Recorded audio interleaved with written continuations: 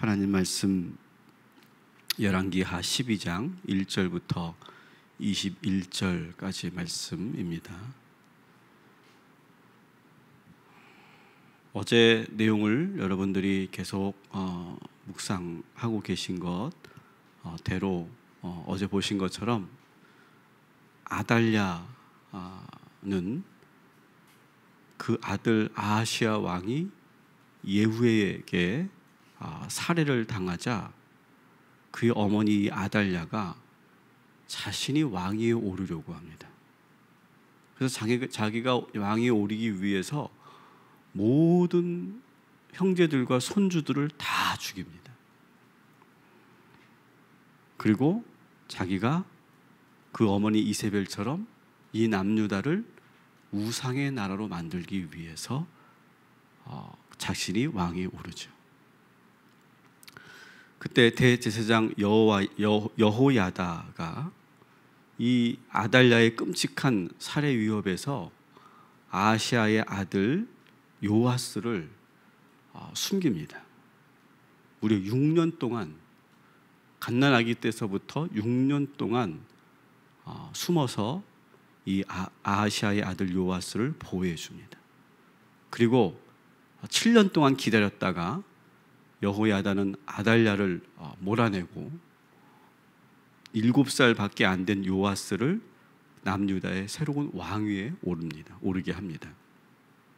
그래서 이 여호야다는 지금 요아스에게는 아버지 같은 존재죠. 그리고 평생 함께 해야 하는 멘토와 같은 존재입니다.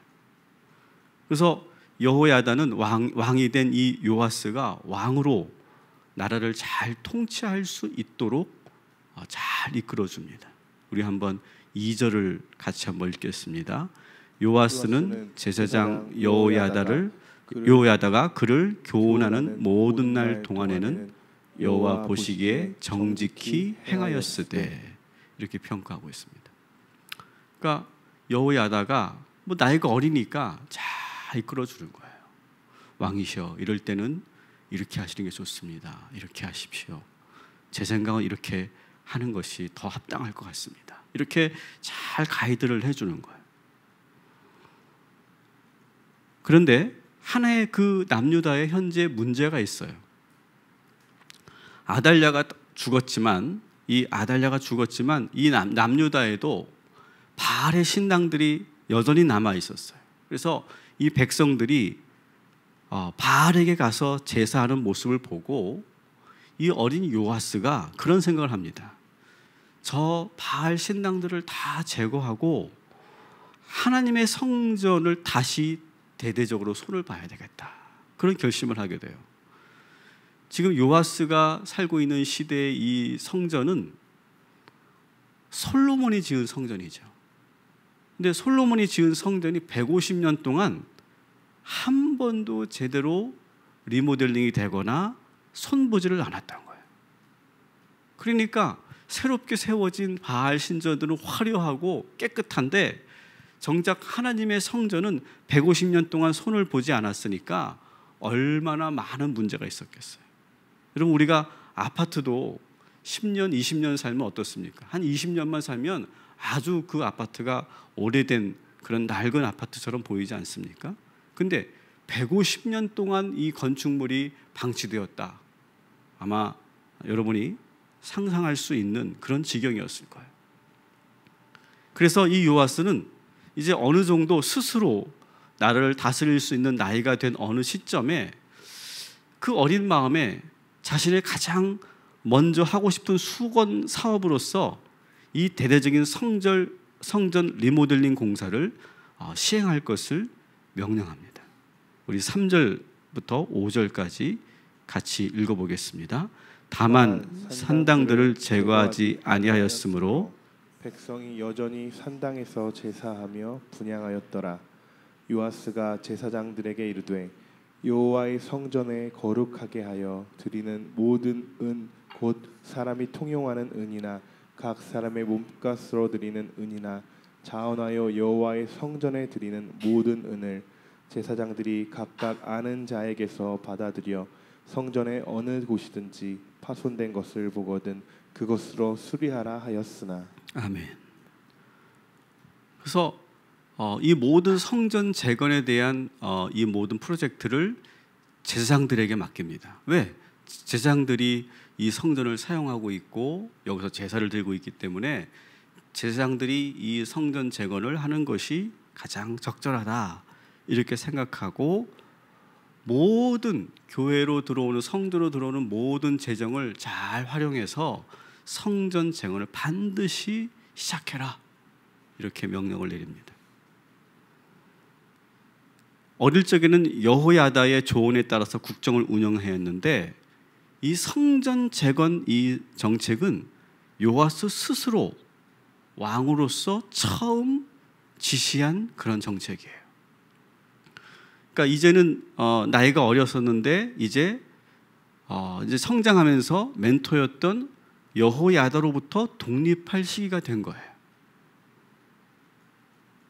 저는 먼저 우리가 이 요아스와 여호야다의 이 특별한 관계를 우리가 묵상했으면 좋겠어요. 여러분, 우리들도 우리가 인생을 살면서 멘토가 꼭 필요합니다. 절대 인생은 혼자 살면 안 됩니다. 현대사회로 갈수록 많은 사람들이 혼자 판단하고 혼자 결정합니다.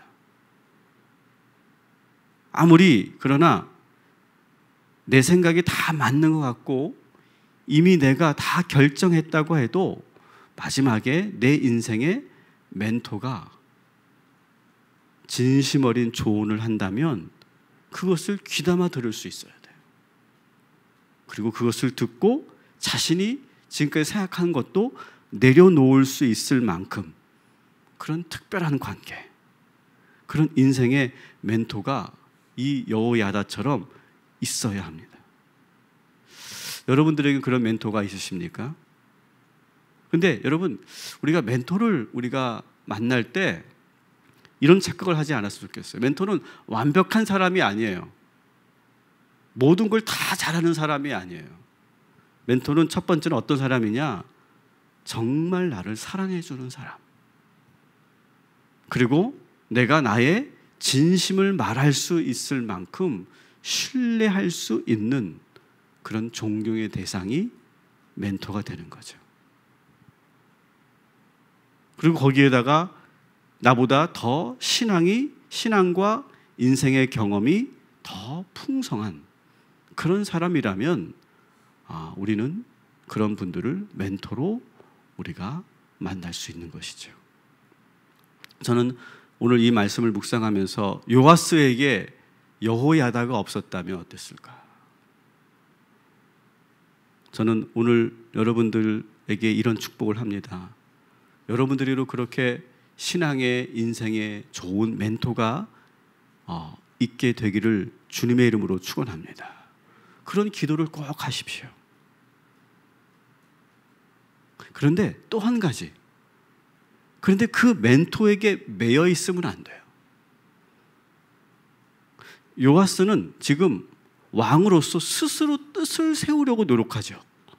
이제 여호야다로부터 이제 독립하고 분리하려고 노력해요. 여러분, 아무리 좋은 멘토라고 해도 자꾸 상대방 멘티를 자꾸 의존하게 만들면 그 관계는 다시 한번 생각해 봐야 돼요. 그리고 정말 좋은 멘토라면 그 멘티가 스스로 설 수 있도록 도와줘야 돼요. 언젠가는 그가 떠날 수 있도록 준비해 줘야 돼요. 지금 이 요아스와 여호야다는 바로 이러한 중요한 그런 시점에 서 있는 거예요. 이제 스스로 독립해야 하고 이제 스스로 떠나보내야 하는 그런 시점에 있는 거예요. 저는 우리 자녀들을 위해서도 그렇게 기도했으면 좋겠어요. 하나님, 우리 자녀들이 자기 혼자 인생을 살지 않고 좋은 멘토를 만나게 해주십시오. 그것만큼 좋은 건 없는 것 같아요. 저는 우리 김학주 목사님이라고 하는 저에게는 멘토 같은 분을 제가 만나지 않았다면 저는 어땠을까? 나는 지금 어떤 인생을 살았을까를 한번 생각해 봐요. 자녀들에게 하나님께서 좋은 멘토를 붙여주시고 만날 수 있도록 우리가 또 기도해야 될 일인 줄 믿습니다. 그래서 우리 자녀들이 자신의 인생을 잘 개척해 나가고 그리고 잘 스스로 만들어 갈 수 있도록 오늘 기도할 때 하나님께서 우리 자녀들에게 복 주실 줄 믿습니다. 이제 요아스가 마음 먹고 이제 명령한 이 성전 재건이 생각보다 생각한 대로 잘 진행되지를 않습니다. 6절부터 8절까지 같이 한번 읽어볼게요. 시작. 요아스 왕 제23년에 이르도록 제사장들이 성전의 파손한 데를 수리하지 아니하였는지라. 요아스 왕이 대사장 여호야다의 제사장들을 불러 이르되 너희가 어찌하여 성전의 파손한 데를 수리하지 아니하였느냐. 이제부터는 너희가 아는 사람에게서 은을 받지 말고 그들이 성전의 파손한 데를 위하여 드리게 하라. 제사장들이 다시는 백성에게 은을 받지도 아니하고 성전 파손한 것을 수리하지도 아니하기로 동의하니라. 아멘. 자, 분명히 이렇게 나이가 비록 어리지만 왕이 이렇게 성전을 재건하는 데 힘써라 이렇게 제사장들에게 명령했는데 23년이 지났는데도 아무 진척도 없었어요. 그래서 지금 자신의 멘토였던 그리고 대제사장이었던 여호야다를 불러서 왜 성전 재건의 진척이 이렇게 없는지 이렇게 추궁을 하고 있어요.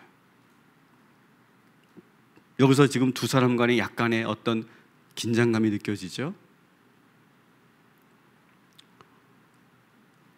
아마 제사장 그룹들이 우리 전절에 여러분 보시는 것처럼 처음에 요아스는 너희들이 이제 백성들로부터 받는 그 헌금을 가지고 너희들이 성전 재건을 하라라고 하니까 여기서는 표현되지 않았지만 약간의 저항이 있었던 것 같아요.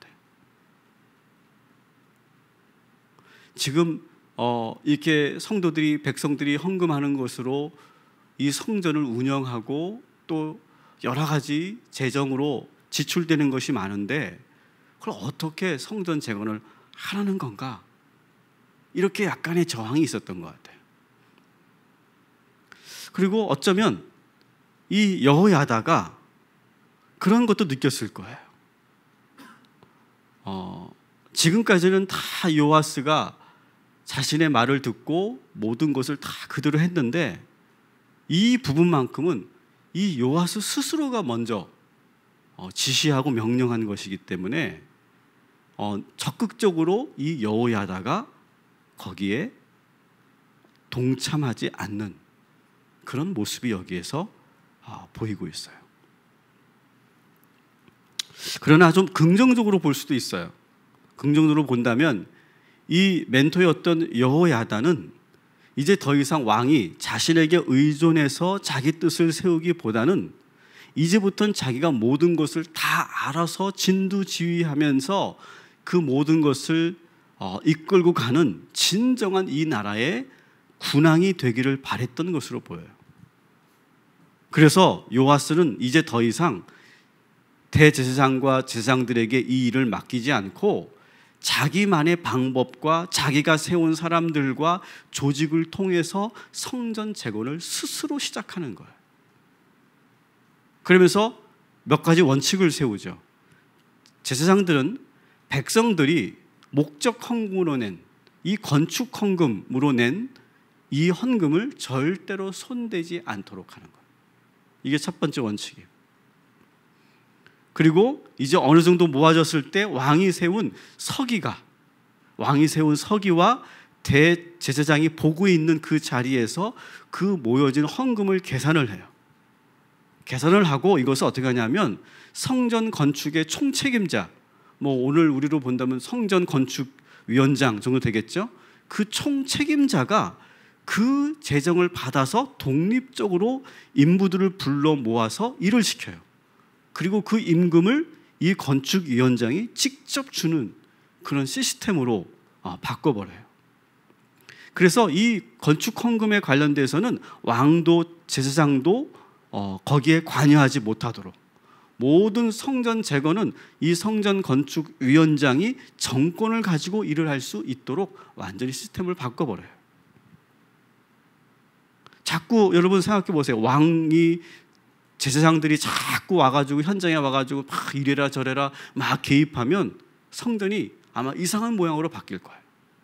근데 전문가이기도 하고 총책임자인 그에게 모든 정권을 주고 모든 재정도 그가 사용할 수 있도록 하고 인부도 마음껏 부릴 수 있도록 그렇게 전권을 주고 가는 거예요. 그래서 성전 재건을 위한 전담 조직을 두고 독립성을 보장해 주고 그 사람들의 전문성을 인정해 주는 쪽으로 이 프로젝트가 진행이 돼요.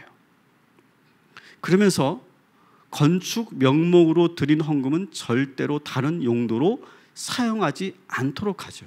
우리 13절부터 15절까지 같이 한번 읽어보겠습니다.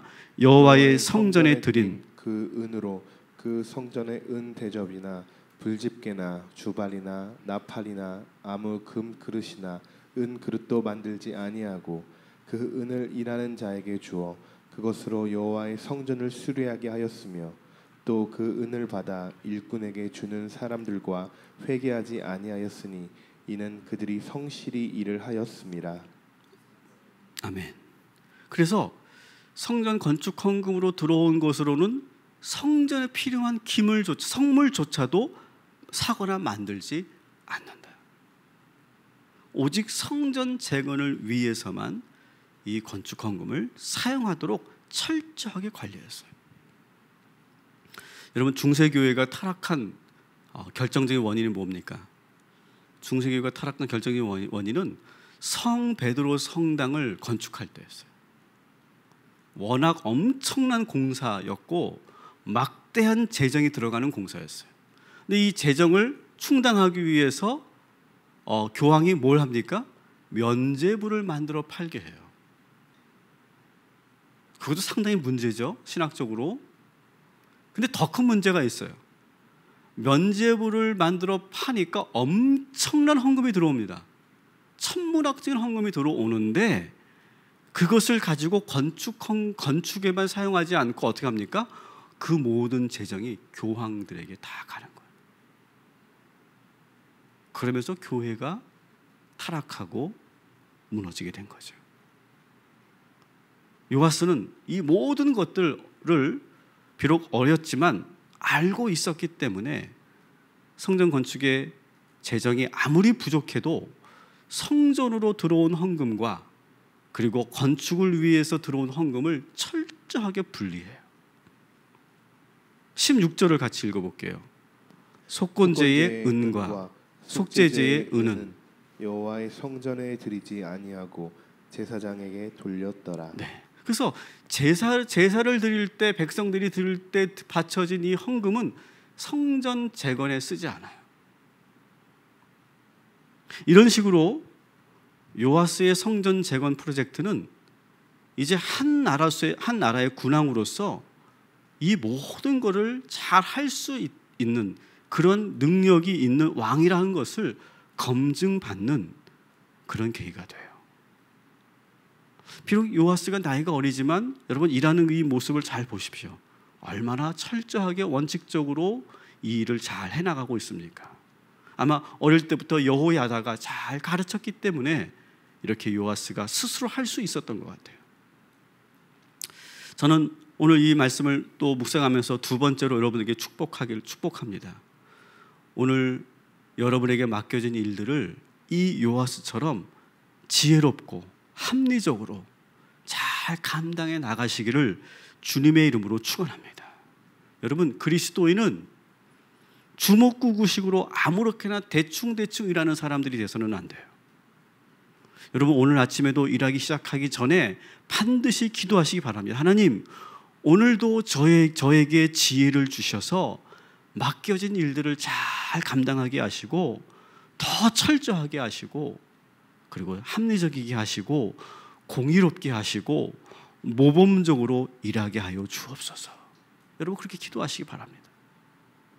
일머리 없이 우왕좌왕하지 말게 하시고 차분하게 지금까지 쌓아온 그런 경험을 잘 활용해서 하나님이 지금 저에게 주시는 이 아이디어로 이 주어진 일을 잘 감당할 수 있게 도와주시옵소서. 여러분 그렇게 기도하시기 바랍니다. 하나님께서 여러분이 기도하신 대로 우리 모두가 우리에게 맡겨진 일들을 잘 할 수 있도록 인도하여 주실 줄 믿습니다. 그런데 안타까운 일이 일어납니다. 초창기에 이 요아스가 이렇게 아주 성전을 재건하면서 종교 개혁의 성공적인 그러한 국정 운영을 잘 했는데 말기에 들어가서는 후반기에 들어가서는 요아스가 아주 중요한 실책을 합니다. 그 실책에 대한 내용이 17절부터 18절까지의 말씀이죠. 같이 한번 읽겠습니다. 그때 아람 왕 하사엘이 올라와서 가드를 쳐서 점령하고 예루살렘을 향하여 올라가고자 하므로 유다의 왕 요아스가 그의 조상들 유다 왕 여호사밧과 여호람과 아하시아가 구별하여 드린 모든 성물과 자기가 구별하여 드린 성물과 여호와의 성전 곳간과 왕궁에 있는 금을 다 가져다가 아람 왕 하사엘에게 보냈더니 하사엘이 예루살렘에서 떠나갔더라. 아멘. 좀 이상한 일이 벌어집니다. 아람 왕 하사엘이 쳐들어왔어요. 그리고 가드를 자기 땅으로 빼앗아요. 근데 이 요아스가 갑자기 두려움이 엄습했는지 어떤 이유인지 모르겠는데 조공을 바치겠다고 해요. 근데 조공을 바치는데 그냥 뭐 궁에 있는 아니면 나라의 재정 가운데 일부를 바친 것이 아니라 어떻게 합니까? 성전에 있는 대대로 자신의 선대 왕서부터 자기 자신까지 계속해서 성전에 헌금을 드렸던 이 모든 것을 이 하사엘에게 조공으로 바쳐요. 이해할 수 없는 행동이죠. 어쩌면 그렇게 지혜롭게 잘 그렇게 국정을 운영하던 이 요아스가 갑자기 왜 이렇게 변했을까요? 참 사람이 보면요, 지혜로운 것 같고 똑똑한 것 같은데 어떻게 보면 엉뚱한 행동을 할 때가 많죠. 엉뚱한 결정을 할 때가 참 많아요. 왜 그랬을까요? 2절에 그 답이 있어요. 다시 한번 2절을 읽어볼게요. 시작. 요아스는 제사장 여호야다가 그를 교훈하는 모든 날 동안에는 여호와 보시기에 정직히 행하였으되. 자 보세요. 이 말은 뭐예요? 여호야다가 함께 할 때는 지혜롭고 정직하게 행했는데 이제 여호야다가 나이도 들고 또 이 요아스도 이제 왕위에 오른 지 이제 장성한 그러한 장년이 되었기 때문에 이제 여호야다의 말을 듣지 않고 자기가 알아서 다 했던 거예요. 그러면서 아마 나라의 최고의 엘리트들을 불러 모아서 신하로 두고 그리고 그들에게 여러 가지 조언을 들으면서 국정을 운영했겠죠. 분명히 이 결정도 분명히 그 머리 좋은 신하들에 의해서 나온 그런 결정이었을 거예요. 우리가 보기에는 정말 좀 이해가 안 되지만 아마 분명히 뭔가 이유가 있을 것이고 정치에겐 뭔가 계산이 있었을 거예요. 그런데 결과적으로 보면 도무지 이해할 수 없고 하나님께서 기뻐하시지 않는 그 일을 행하게 되더라라고 하는 거예요.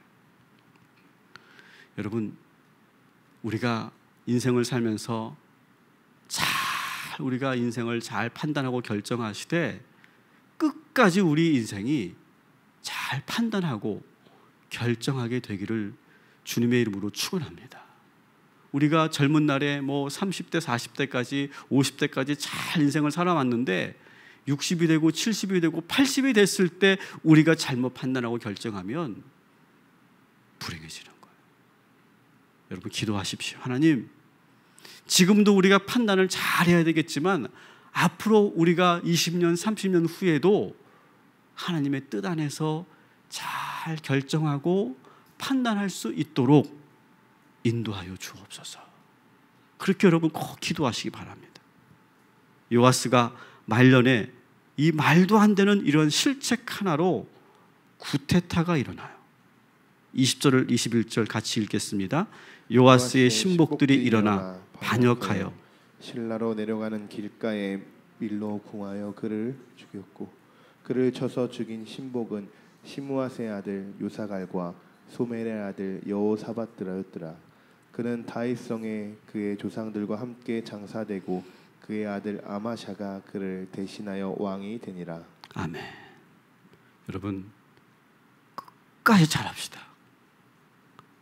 끝까지 마무리를 잘할 수 있는 저와 여러분이 되기를 주님의 이름으로 축원합니다. 기도하겠습니다. 하나님, 저희들에게도 여호야다 같은 좋은 멘토가 있기를 소망합니다. 내가 혼자 알아서 판단하고 내가 결정하는 것이 아니라 중요한 순간이 있을 때 나를 진심으로 사랑하는 누군가가 나에게 진심 어린 조언과 충고를 할 때 그것을 귀담아 들으며 우리 인생의 결정을 해나가는 우리 복된 인생이 되게 하여 주옵소서. 우리 자녀들에게도 하나님 그런 축복을 허락하여 주옵소서. 우리 부모도 우리 자녀들에게 좋은 멘토이지만 이제 이 사회생활을 하면서 부모로부터 받을 수 없는 좋은 영향력을 받을 수 있는 그런 좋은 멘토를 만나는 축복을 우리 자녀들에게 허락하여 주옵소서. 요아스가 여호야다가 있을 때는 그렇게 지혜롭고 그리고 모든 것을 잘 수행했지만 자기 혼자 모든 것을 국정을 운영하면서 기가 막힌 실책을 하는 것처럼 하나님, 우리 인생 매 순간순간마다 중요한 인생의 결정들이 있는데 그때마다 하나님 지켜주시고 마지막 순간까지 좋은 결정할 수 있도록 주여 인도하여 주시옵소서. 오늘도 하나님께서 우리 희강이와 다은이를 위해서 기도하게 하십니다. 감사한 것은 다은이가 이제 골수 이식을 잘 마칠 수 있도록 인도해 주신 것 감사합니다. 조금 시간이 지났지만 우리 희강이가 한 번에 이제 골수 검사를 마칠 수 있도록 인도해 주신 것도 감사합니다. 이 모든 기적은 우리 성도들이 한 마음 되어 기도하기 때문인 줄 믿습니다. 우리 모든 성도들이 한 마음으로 기도하면 이루지 못할 일이 없는 줄 믿습니다. 하나님께서 역사하시는 그런 기도의 능력이 나타나는 줄 믿습니다. 주의 성도들 오늘도 한 마음 되게 하여 주옵시고 그리고 합심하여 기도하여 이 교회를 이제 세워나가고 각자의 모든 삶에서도 만사형통의 축복을 허락하여 주시옵소서.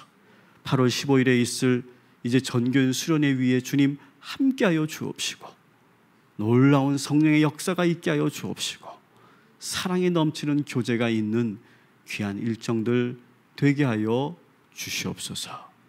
예수님의 이름으로 기도합니다. 아멘.